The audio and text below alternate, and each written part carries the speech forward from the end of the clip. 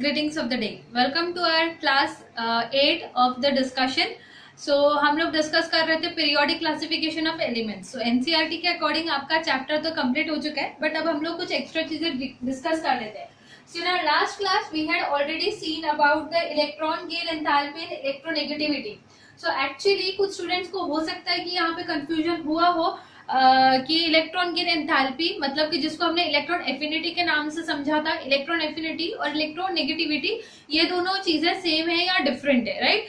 तो अगर नहीं हुआ है तो आपको ये क्वेश्चन डेफिनेटली आना चाहिए था, क्योंकि यहाँ पे इन दोनों चीजों के बीच में एक छोटा सा डिफरेंस डेफिनेटली है.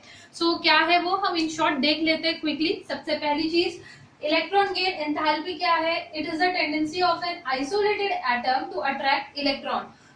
जब कोई गैशियस एटम, अगर कोई गैशियस एटम किसी एक इलेक्ट्रॉन को बाहर से खींचता है टू फॉर्म गैशियस अनायन, तब हम बोलते हैं कि उस इलेक्ट्रॉन को उस एटम ने खींचने पर जो एनर्जी रिलीज की होगी, it is it's electron affinity और इलेक्ट्रॉन गेन की enthalpy. Generally electron gain enthalpy को डेल्टा ई जी एच से डिनोट किया जाता है, या फिर सिंपली डेल्टा एच से. ठीक है, या तो डेल्टा ई जी एच या फिर डेल्टा एच से डिनोट किया जाता है. और क्योंकि यहाँ पे एनर्जी रिलीज हो रहा है, तो energy release is always denoted by a minus sign. तो एनर्जी रिलीज जब होता है तो माइनस साइन से डिनोट करते हैं. तो फ्लोरीन का जैसे अगर आप जानना चाहोगे कि इलेक्ट्रॉन एफिनिटी कितना होता है, सो फ्लोरीन क्या करेगा, एटॉमिक नंबर 9 2,7 ऑक्टेट गेन करने के लिए एक इलेक्ट्रॉन गेन करेगा. तो जैसे वो एक इलेक्ट्रॉन गेन करता है तो -333 किलो कैलोरी पर मोल रिलीज करता है इलेक्ट्रॉन एफिनिटी. ठीक है, किलो जूल पर मोल रिलीज करता है. अब यहाँ पे हम इलेक्ट्रोनेगेटिविटी क्या होता है ये देखते हैं. सो आप डेफिनेशंस प्लीज साथ में लिखते चलो, ऐसा टेबल फॉर्म में आप पूरा डिफरेंस लिख लीजिए. It is a tendency of an atom in the combined state, that is in the molecular form, to attract the shared pair of electron. मतलब कि अगर हमारा ऑलरेडी कोई कंपाउंड फॉर्म्ड है लाइक HCl, तो HCl के अंदर क्या होगा, हाइड्रोजन एक इलेक्ट्रॉन शेयर करता है, क्लोरीन एक इलेक्ट्रॉन शेयर करता है, कोवैलेंट बॉन्ड बनता है. ठीक है, तो ये जो electron shared pair of electron है, इसको हाइड्रोजन कितनी स्ट्रांगली पुल कर रहा है, इसको क्लोरीन की जितना स्ट्रांगली पुल कर रहा है, ये उनकी रिस्पेक्टिव इलेक्ट्रोनेगेटिविटीज होगी. ठीक है, so difference in electronegativities of two atoms की वजह से हमारे पास नॉन पोलर कोवैलेंट बॉन्ड्स होते हैं, पोलर कोवैलेंट बॉन्ड्स होते हैं, आयोनिक बॉन्ड्स होते हैं. ठीक है, तो ये सारे bond, different types of bonds, covalent bond, ionic bond, ये कैसे आता है in detail will study once this chapter gets ended. तो उस बेसिक में हम इसको जरूर कवर करेंगे. ठीक है, जिनको पता है covalent bond, ionic bond exist होते हैं, तो इतना याद रख सकते हो कि जब यहाँ पे कोई इलेक्ट्रॉन पेयर शेयर होता है या गिव एंड टेक होता है, तो वो जिस फोर्स से होता है, जिस वजह से होता है, उस पर जो फोर्स ऑफ अट्रैक्शन आ रहा है, वो एक पर्टिकुलर एलिमेंट की इलेक्ट्रोनेगेटिविटी होती है. ठीक है, और इलेक्ट्रॉन एफिनिटी कब रिलीज होगी, जब isolated gaseous atom, suppose chlorine air में है और वो कोई इलेक्ट्रॉन खींच रहा है अपनी तरफ, तो जिस फोर्स से खींचेगा वो तब जो एनर्जी रिलीज करेगा, खींचने की टेंडेंसी इलेक्ट्रोनेगेटिविटी, खींचने के बाद एनर्जी जो रिलीज होगी वो इलेक्ट्रॉन एंथैल्पी. ठीक है, अब it is measured experimentally. Electron gain enthalpy को डेफिनेटली हम मेजर कर सकते हैं. ये यहाँ पे इसको एक्सपेरिमेंटली मेजर नहीं कर सकते because it is a relative number. It is a relative number, cannot be determined experimentally. Obviously, hydrogen का electronegativity in relation with chlorine रहेगा, क्लोरीन का रिलेशन विद हाइड्रोजन रहेगा. So if you know Pauling scale of electronegativity एक होता है. Pauling scale में क्या होता है, fluorine is the most electronegative element. So fluorine को रिलेट किया गया है बाकी के एलिमेंट्स के साथ, और बाकी के एलिमेंट्स को रिलेट किया गया है फ्लोरीन के साथ, और फिर बताया गया है कि कौन कितना इलेक्ट्रोनेगेटिव है, कौन ज्यादा है, कौन कम है. ठीक है, तो ये एक रिलेटिव नंबर है जो हम एक्सपेरिमेंटली डिटरमाइन नहीं कर सकते, सिर्फ इसको रिलेटिवली हम मेजर कर सकते हैं. इलेक्ट्रॉन एंथैल्पी क्योंकि एक्सपेरिमेंटल क्वांटिटी है, it has units like electron volts पर एटम, जिसको EV पर एटम, इलेक्ट्रॉन वोल्ट EV में लिखा जाता है, V मस्ट बी कैपिटल, और एल्स किलो जूल्स पर मोल और एल्स किलो कैलोरी पर मोल में डिटरमाइन किया जाता है. Whereas electronegativity is merely a number, कि इसका इलेक्ट्रोनेगेटिविटी सपोज 1.5 है, 2 है, 3.5 है, and it is not integral number.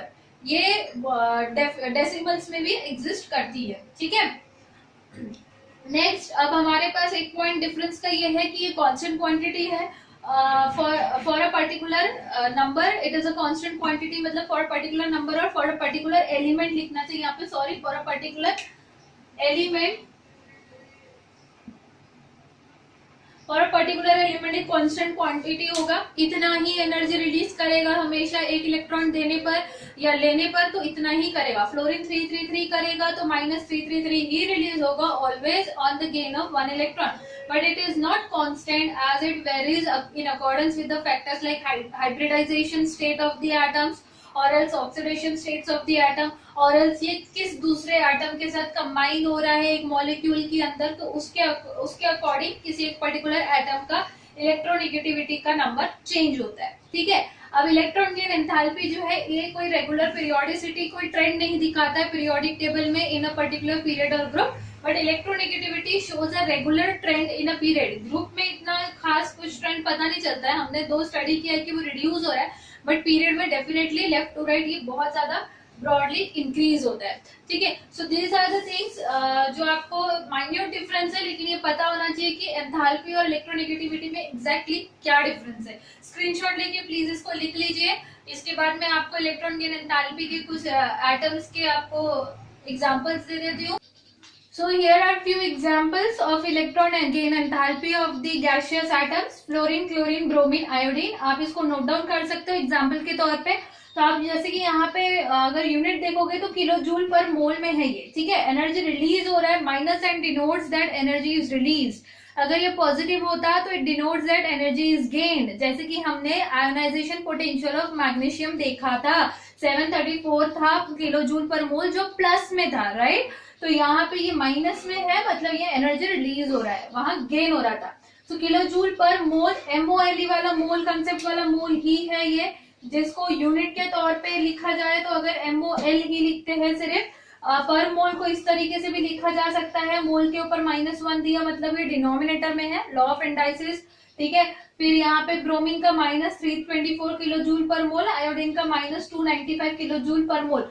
तो आप यहाँ पे देख सकते हो top to bottom decreasing order में है इलेक्ट्रॉन गेन एंथैल्पी, और left to right increasing order में है, क्योंकि लेफ्ट टू राइट जो है आपका इलेक्ट्रोनेगेटिविटी भी बहुत ज्यादा बढ़ रही है। तो इलेक्ट्रोनेगेटिविटी बढ़ रहा है, साथ में ही इलेक्ट्रॉन गेन की टेंडेंसी अगर बढ़ती है तो इलेक्ट्रॉन गेन करने पर एनर्जी रिलीज जो होगा वो भी बढ़ेगा, लेकिन top to bottom it is decreasing in some way. ठीक है, इसके बाद अगर एस्टेटाइन है तो उसका -273.5 के आसपास कुछ आता है, 270.5 किलो जूल पर मोल। Okay, so these are the examples. So students, we can observe that कि इलेक्ट्रोनेगेटिविटी में हमारा एक ट्रेंड है पीरियोडिक टेबल में, इलेक्ट्रोनेगेटिविटी लेफ्ट टू राइट जो होता है वो इंक्रीज होता है, right, it increases, electronegativity increases when we go left to right, whereas अगर हम टॉप टू बॉटम अगर जाते हैं इन अ ग्रुप तो इलेक्ट्रोनेगेटिविटी डिक्रीजेस, राइट। तो अगर हम हमारे सेकेंड पीरियड और थर्ड पीरियड के एलिमेंट्स में कंपैरिजन करें तो lithium, beryllium, boron left to right जा रहे हैं, तो आपका इलेक्ट्रोनेगेटिविटीज मैंने यहाँ पे मेंशन कर रखी है, ये एलिमेंट्स की बढ़ रही है, राइट। लेकिन अगर आप लेफ्ट टू राइट में बढ़ रहे हैं और टॉप टू बॉटम अगर ऑब्जर्व करोगे तो इट इज डिक्रीजिंग, राइट। तो एल्यूमिनियम की बोरॉन से कम रहेगी, मैग्नीशियम की बेरिलियम से कम रहेगी। Just because of this trend in electronegativity, ये कुछ ऐसे एलिमेंट्स है जिनमें इलेक्ट्रोनेगेटिविटी जो है उनकी वैल्यू अप्रोक्सीमेटली सिमिलर आ जाती है डायगोनल वे में। फॉर एग्जाम्पल अगर आप ऑब्जर्व करोगे लिथियम और बेरिलियम का इलेक्ट्रोनेगेटिविटी जो है वो अप्रोक्सीमेट है, उसी तरीके से बेरिलियम और एल्यूमिनियम की इलेक्ट्रोनेगेटिविटी जो है एग्जैक्टली सेम है। बोरॉन और सिलिकॉन की इलेक्ट्रोनेगेटिविटी जो है वो अप्रोक्सीमेट है। तो just because of this things, ये जो 3 पेयर ऑफ एलिमेंट्स है, इसके अलावा कार्बन एंड फॉस्फोरस में भी ये रिलेशन आता है। ठीक है, तो लीमक, बेयल, बर्सिकअप, तो ये 4 पेयर ऑफ एलिमेंट्स ऐसे हैं जिनमें सिमिलर इलेक्ट्रोनेगेटिविटी होने की वजह से इन चारों के बीच में डायगोनल रिलेशनशिप एग्जिस्ट करता है, विच मीन्स डायगोनली ये एलिमेंट सिमिलर प्रॉपर्टीज एग्जिबिट करते हैं। This is the exceptional case in our periodic table, और ये एक्सेप्शनल केस को बोलते हैं diagonal relationship between the elements, relationship between the elements. ठीक है, तो आप इसको नोट डाउन कर लीजिए। ये बाकी एलिमेंट्स में एग्जिस्ट नहीं करता है, क्योंकि बाकी एलिमेंट्स का इलेक्ट्रोनेगेटिविटी में काफी डिफरेंस आता है, मोर देन 0.5। अगर 0.5 से कम डिफरेंस है तो वी कैन कंसिडर कि अप्रोक्सीमेटली आसपास है, बेसिकली 0.2 0.25 का डिफरेंस इज कंसिडरेबल। बट अगर 0.5 से डिफर कर रहा है, जैसे इधर के जो एलिमेंट्स है इनके नीचे के ये 1.1 है, तो ये 1.5 या 1.8 के आसपास होगा, बहुत ज्यादा अलग होगा। तो उस वजह से क्या हो रहा है कि वहां पे कुछ सिमिलर प्रॉपर्टीज नहीं है। So you can note down this 4 pairs, लीमक, बेयल, बसी एंड कप। ठीक है, अब हम चलते हैं हमारे होमवर्क की तरफ। तो होमवर्क क्वेश्चंस बहुत सारे स्टूडेंट्स ने बहुत ही अच्छी तरीके से उसको कमेंट किया है। माही ने ट्राई किया, काफी अच्छा अजीब लॉजिक दिया पर दिया एटलीस्ट। ठीक है, स्मिथ का मुझे पूछना था कि आपने बेटा इंक्रीजिंग ऑर्डर में मुझे कटायन, एटम और अनायन का ऑर्डर बताया या डिक्रीजिंग ऑर्डर में, क्योंकि क्वेश्चन जो पूछा था उसके उल्टा वो लिखा हुआ था। और सोहम ने ट्राई किया, अयान ने बहुत अच्छे से आंसर्स निकालने के लिए ट्राई किया। अयान के logic sir I appreciate. Aryan ने आंसर दिया है, नंदिनी ने आंसर दिया है, और कबीर आपकी तरफ से आंसर नहीं आया है, हालांकि आपने कमेंट जरूर किया था। और लास्ट में कौन था कबीर के अलावा? ठीक है, हाँ, सुजर पोटदुके था जिनका आंसर था। ठीक है, बाकी गर्ल्स स्टूडेंट्स बहुत सारे मिसिंग है, ऋषिता हो गई, नवप्रीत हो गई, तो ये सब दिख नहीं रहे, तो उनकी तरफ से I am waiting for your comments as well.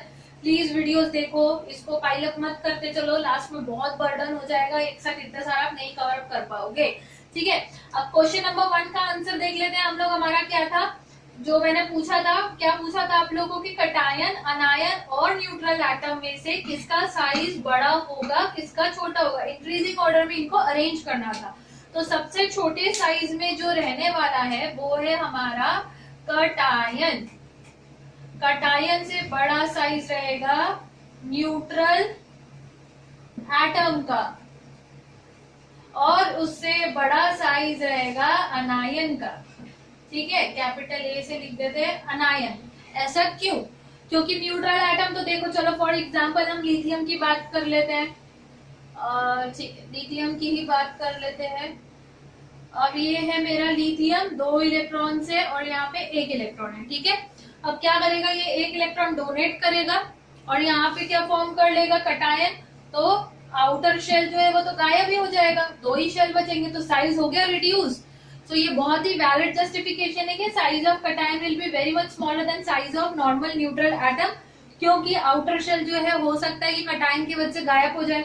अब नेक्स्ट चीज क्या हो रही है, इलेक्ट्रॉन्स तो कम हो रहे हैं, लेकिन प्रोटॉन्स का नंबर तो कांस्टेंट है। प्रोटॉन तो यहाँ पे भी 3 प्रोटॉन थे इसके पास, अभी भी 3 प्रोटॉन है, तो अंदर का मैग्नेट तो बड़ा है, तो वो ज्यादा जोर से न्यूक्लियर चार्ज जो है वो बढ़ गया, तो ज्यादा जोर से खींचेगा तो साइज कॉन्ट्रैक्ट होगा, right. This is the reason cation छोटा क्यों होगा। वैसे ही अगर आप फोर्सफुली यहाँ पे कोई इलेक्ट्रॉन एंटर तो होगा नहीं, in case if I try to make one electron enter in its outermost orbit, तो क्या होगा, एक इलेक्ट्रॉन जो एंटर होगा वो दूसरे इलेक्ट्रॉन्स को रिपेल करना शुरू कर देगा, क्योंकि अंदर तो अभी भी यहाँ पे 3 ही प्रोटॉन्स है, लेकिन इलेक्ट्रॉन एक बढ़ गया है, तो एक्स्ट्रा चार्ज जो बाहर से आया है वो सिमिलर नेगेटिव चार्जेस को रिपेल करना शुरू करेगा, और इस वजह से आउटर इलेक्ट्रॉन क्लाउड जो है वो बल्ज आउट हो जाएगा और size of an ion will increase. ठीक है, so this is the increasing order of size of the ion and neutral atom. ठीक है, so this was the answer. Next question मैंने आपको पूछा था कि 900 वाले एलिमेंट का अगर हम नॉमेनक्लेचर करते हैं तो क्या आएगा। इसका आंसर सभी का राइट है, n फॉर 9, फिर नील फॉर 0, एक ज्यादा हो गया, nil for 0, then again nil for this 0 and ium as suffix, en nil nil ium, और आपका सिंबल आएगा ENN। So this was very correct, good everyone, this answer सबने राइट ले लिया है एक ही बार में। अब नेक्स्ट क्वेश्चन मेरा था आप लोगों से कि कितने नंबर ऑफ एलिमेंट्स रहेंगे आपके एक पीरियड के अंदर। सपोज 10th पीरियड है, तो 10th पीरियड में आपके कितने एलिमेंट्स रहेंगे, ये क्वेश्चन था, और आपको एक लॉजिक वहां पे एक्सप्लेन करना था कि किस लॉजिक से आप ये आंसर निकाल रहे हो। तो माही, दो you have got the correct answer, but answer was not, logic was not appropriate. So let me explain you the logic. Logic क्या रहेगा, कितने ऑर्बिटल्स है, जितने टोटल ऑर्बिटल्स रहेंगे किसी पर्टिकुलर शेल के अंदर, उतने पर orbital we know that 2 electrons can be accommodated, तो जितने ऑर्बिटल्स रहेंगे उसका ट्वाइस नंबर ऑफ इलेक्ट्रॉन्स रह पाएंगे और उतना ही एलिमेंट्स रह पाएंगे किसी पर्टिकुलर पीरियड में, राइट। तो यहाँ पे हमारे पास उन चीजों से एक फॉर्मूला आता है, हमारा फॉर्मूला है n+2 होल स्क्वायर अपॉन 2, ठीक है। नंबर ऑफ एलिमेंट्स फाइंड करने का ये फॉर्मूला है। अगर मेरे पास इवन नंबर ऑफ पीरियड है तो ये फॉर्मूला यूज होगा, क्योंकि पीरियड्स मतलब शेल्स उतने ही रहेंगे, जितना पीरियड नंबर है उतना ही शेल रहेगा, और n stands for period number और shell, right. Odd number of periods या फिर शेल्स रहेंगे तो एलिमेंट्स आप निकाल पाओगे n+1 होल स्क्वायर अपॉन 2 करके, ठीक है, ओके। अब स्मिथ आपने बोला था कि 2n स्क्वायर से आंसर निकल रहा है, तो अगर आप वहां पे n की वैल्यू 10 रखोगे तो 10 का square 100 into 2 200, so your answer must be 200 according to that formula। बहुत सारे स्टूडेंट्स, स्मिथ ने नहीं, बहुत सारे स्टूडेंट्स ने ये आंसर ट्राई किया, सो हमने भी ये फॉर्मूला अप्लाई करने की कोशिश की थी, तो आंसर 200 आएगा उस हिसाब से। तो पर 10th पीरियड में 200 एलिमेंट्स नहीं होंगे। According to this formula let's check क्या होगा। यहाँ पे n = 10 + 2 whole square upon 2, so 10 + 2 12 का स्क्वायर 144 अपॉन 2 अगर आप करते हो तो आपको मिलेंगे 72 एलिमेंट्स, ओके। 72 अगर दिख रहा है तो ठीक, नहीं दिख रहा है तो और ज्यादा बड़ा सुन लो ध्यान से, या फिर 72 एलिमेंट्स रहेंगे 10th पीरियड में, ठीक है। तो इस तरीके से आप ये फॉर्मूला नोट डाउन कर लीजिए, ये कहाँ से आया कैसे आया ये लेटर ऑन हम स्टडी कर सकते हैं इस पे, लेकिन as of now just remember these 2 important फॉर्मूले to find out the number of elements in particular period, ठीक है। So last friend in our periodic table जो है ऑक्साइड्स ऑफ एलिमेंट्स के बारे में, ये हम स्टडी करते हैं, ठीक है। तो ऑक्साइड्स, आपको एक जनरल चीज पता होनी चाहिए कि एसिड क्या होते हैं, बेसिस क्या होते हैं और एम्फोटेरिक सब्सटेंसेस क्या होते हैं। एम्फोटेरिक, तो अगर आपने 8th स्टैंडर्ड में metals and non metals chapter जो पढ़ा था, अगर आपको थोड़ा भी याद होगा तो उसमें आपने ये तीनों नाम सुन रखे हैं। 7th स्टैंडर्ड में एसिड बेसिस भी पढ़ रखा है। तो एसिड क्या है, इन जनरल वो सब्सटेंस जो पानी में जाती है H पॉजिटिव आयंस रिलीज करता है, राइट। और बेस क्या होता है, वो सब्सटेंस जो पानी में जाते ही OH नेगेटिव आयंस रिलीज करता है, करेक्ट। तो आप एसिड्स को जनरली कैसे रिप्रेजेंट करते हो, H और पीछे लगा होता है कोई भी सिंपल सा नॉन मेटल, यहाँ पे कोई नॉन मेटल होता है, राइट। तो पानी में जाते ही ये यहाँ से ब्रेक डाउन होता है, आयोनाइज होता है, तो HX, this is the general representation of any acid. वैसे अगर नॉन मेटल बेसिस की बात की जाए तो आपका पहले लगा होता है एक मेटालिक आयन लगा होता है और पीछे OH लगा होता है। तो इन जनरल MOH लिख के उसको रिप्रेजेंट किया जाता है, ठीक है, MOH। अब एम्फोटेरिक कंपाउंड्स क्या होते हैं, तो एम्फोटेरिक कंपाउंड्स वो होते हैं जो एसिड के समान भी बिहेव करते हैं, जो बेसिस के समान भी बिहेव करते हैं। कैसे, we know that when acid and base react with each other they form salt and water. इस रिएक्शन को हम न्यूट्रलाइजेशन रिएक्शन बोलते हैं, न्यूट्रलाइजेशन रिएक्शन, बिकॉज एसिड और बेस दोनों ही न्यूट्रल होकर न्यूट्रल सॉल्ट और न्यूट्रल वाटर फॉर्म कर रहे हैं। वैसे एम्फोटेरिक कंपाउंड्स वो होंगे जो बेसिकली एसिड से रिएक्ट करेंगे तब भी न्यूट्रलाइजेशन करेंगे, जो बेस से रिएक्ट करेंगे तब भी न्यूट्रलाइजेशन करेंगे। ऐसा तभी पॉसिबल है जब ये खुद एसिड से रिएक्ट करते समय बेस बन जाए, और जब बेस से रिएक्ट कर रहे हैं तब ये एसिड बन जाए, ठीक है। तो ये ऐसे कुछ कंपाउंड्स होते हैं जो एम्फोटेरिक होते हैं। तो जनरली हम चेक करते हैं पीरियोडिक टेबल में कौन से कंपाउंड्स एसिडिक है, कौन से बेसिक है और कौन से एम्फोटेरिक है।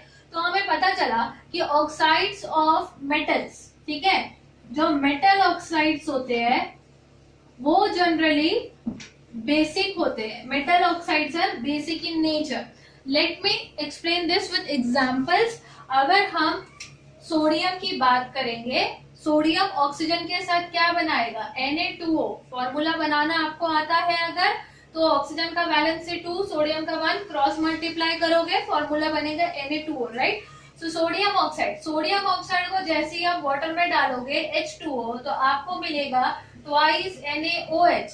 और NaOH सभी को पता है मेटल है और पीछे OH आयन आ रहा है.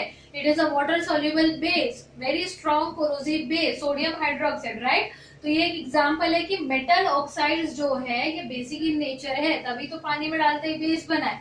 वैसे ही अगर हम एसिड ऑक्साइड्स की बात करेंगे तो acid oxides are generally non metallic. जो ऑक्साइड्स होते हैं, non metallic oxides are acidic in nature. Either they are neutral. Few of the non-metallic oxides like CO, carbon monoxide, ठीक है, यहाँ पे मैं न्यूट्रल लिख दे रही हूँ.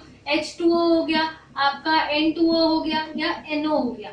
ये 4 न्यूट्रल ऑक्साइड्स है जो नॉन मेटेलिक ऑक्साइड्स है. Carbon monoxide, water, nitrous oxide and nitric oxide. ये 4 ऑक्साइड्स जो है ये न्यूट्रल ऑक्साइड्स है. बाकी सारे नॉन मेटेलिक ऑक्साइड्स जो होते हैं वो एसिडिक इन नेचर होते हैं. For example if I talk about CO2, ठीक है, यहाँ पे हम डिस्कस कर लेते हैं. अगर CO2 की बात की मैंने, ठीक है, नॉन मेटेलिक ऑक्साइड है, प्लस H2O किया तो आपको क्या मिलने के चांसेस है? H2CO3. ये क्या है? ये कार्बोनिक एसिड है जिसमें आपको दिख रहा है फर्स्ट पार्ट हाइड्रोजन का आयन है, सेकेंड पार्ट कोई नॉन मेटल है. So this is actually carbonic acid. क्यों बना ये? CO2 का पानी में डिसॉल्व करने की वजह से. पानी का कोई अपना नेचर है? Nothing. Water is neutral, water is odourless, colourless substance. तो इसमें जो भी चीज हम डालते हैं उसका नेचर एक्सेप्ट कर लेता है. सो CO2 डाला इसलिए ये एसिडिक बना. तो मेनली एसिडिक कौन था? CO2. क्या है वो? कार्बन नाम के नॉन मेटल का ऑक्साइड कंपाउंड है, ठीक है. So non metallic oxides are acidic in nature. Clear? Amphoteric कौन होते हैं? एम्फोटेरिक मेटेलिक ऑक्साइड्स जो होते हैं, सॉरी मेटेलॉइड के ऑक्साइड्स, मेटेलॉइड के ऑक्साइड्स जो होते हैं वो होते हैं amphoteric in nature. Metalloid oxides are amphoteric in nature. For example boron हो गया, सिलिकॉन ऑक्साइड हो गया, जर्मेनियम ऑक्साइड हो गया, या फिर आप बात कर लीजिए जिंक ऑक्साइड की बात कर लीजिए तो वो भी एक एम्फोटेरिक कंपाउंड है. एल्यूमिनियम ऑक्साइड है वो भी एम्फोटेरिक कंपाउंड है. ये 2 एक्सेप्शंस है. अदरवाइज जनरली मेटलॉइड्स के जो ऑक्साइड्स होते हैं वो एम्फोटेरिक इन नेचर होते हैं. आर्सेनिक ऑक्साइड, एंटीमनी ऑक्साइड या फिर आप टिन ऑक्साइड में बोल देंगे तो वो भी एम्फोटेरिक रहेगा. Zinc oxide, aluminium oxide, tin oxide, silicon oxide, arsenic oxide, antimony oxide, ये सारे, लेड ऑक्साइड, ये सारे एम्फोटेरिक ऑक्साइड्स है. Means they behave as acid as well as they behave as base. अगर आपको एग्जांपल देखना है तो I can show a small reaction to you, जिसको मतलब थोड़ा सा आप समझने की कोशिश कीजिए क्योंकि अब तक हमने रिएक्शंस का पार्ट कवर किया नहीं है. स्टिल इफ यू कैन, देखिए जिंक ऑक्साइड है प्लस HCl करेंगे तो हमारा कंसर्न क्या है? H2O तो बनना चाहिए क्योंकि न्यूट्रलाइजेशन हो रहा है, ठीक है, प्लस H2O तो आना चाहिए, प्लस यहाँ पे कोई सॉल्ट बनना चाहिए तो यहाँ पे बनेगा जिंक क्लोराइड. ठीक है, बैलेंस किया रिएक्शन को तो zinc chloride is a salt plus water form हुआ तो ये एसिड है यहाँ पे. तो जिंक ऑक्साइड कैसे काम कर रहा है? बेस के समान. अब मैंने फिर से जिंक ऑक्साइड को रिएक्ट करवाने की कोशिश की with any basic substance. Zinc oxide plus NaOH तो क्या मिलेगा मुझे? Na2ZnO2. जैसे सोडियम जिंकेट, एक सॉल्ट है सोडियम जिंकेट नाम का, प्लस H2O मुझे मिला, ठीक है, ट्वाइस Na2. तो ये सॉल्ट प्लस वाटर मिला. अब ये बेस था तो यहाँ पे जिंक ऑक्साइड एसिड के समान काम कर रहा है, ठीक है. So this is the behavior of zinc oxide. It reacts with both acids and bases to give salt and water. इसलिए इसको हम एम्फोटेरिक कंपाउंड बोलते हैं. अब एक लास्ट नोट आप लिख लीजिए कि हमारा पीरियोडिक टेबल में जो बेसिक और एसिडिक नेचर है ये कैसे चेंज होता है. It depends upon the electropositivity of the central atom. Electropositivity अगर ज्यादा तो nature of the oxide will be basic. जैसे कि आप देख सकते हो मेटल्स आर बेसिक है ना, एंड मेटल्स है हाई इलेक्ट्रोपॉजिटिविटी. सो आपका इलेक्ट्रोपॉजिटिविटी जो है ये राइट साइड में मैक्सिमम होता है. सो लेफ्ट साइड में मैक्सिमम होता है, राइट टू लेफ्ट, राइट. सो आप जब अलोंग द पीरियड जाते हो तो आपका एसिडिक नेचर बढ़ रहा है, आपका एसिडिक नेचर बढ़ रहा है क्योंकि यहाँ पे इलेक्ट्रोनिगेटिविटी बढ़ रहा है. लेकिन टॉप टू बॉटम जब जाओगे तो आपका basic character of the elements must increase and acidic character must decrease क्योंकि यहाँ पे इलेक्ट्रो पॉजिटिविटी बढ़ रही है. ओके, ये यहाँ इलेक्ट्रोनेगेटिविटी बढ़ रहा है। तो ये एक आप जनरल नोट माइंड में सेट कर लीजिए, ठीक है। ये कैसे होता है, क्या होता है, ये इनडेप्थ बहुत डिटेल स्टडी है। अभी फिलहाल सिर्फ आप इतना समझ के रखिए कि कौन से डायरेक्शन में क्या बढ़ रहा है, फाइन। अब इसके साथ मुझे लगता है कि मैंने जो भी होमवर्क के आपको क्वेश्चन शेयर किए थे, जितने भी पीडीएफ शेयर किए थे, उसमें जितने भी एक्स्ट्रा क्वेश्चन है ऑक्साइड्स को लेकर, वो भी आप अटेम्प्ट कर सकते हो। तो जिन्होंने भी होमवर्क सबमिट किया वेल एंड गुड, जिन्होंने अब तक नहीं किया है प्लीज एक साथ पूरा होमवर्क कर लीजिए, और पीडीएफ 1 और 2 दोनों का होमवर्क मुझे एक साथ सभी का व्हाट्सएप हो जाना चाहिए, ठीक है। So thank you and have a good day.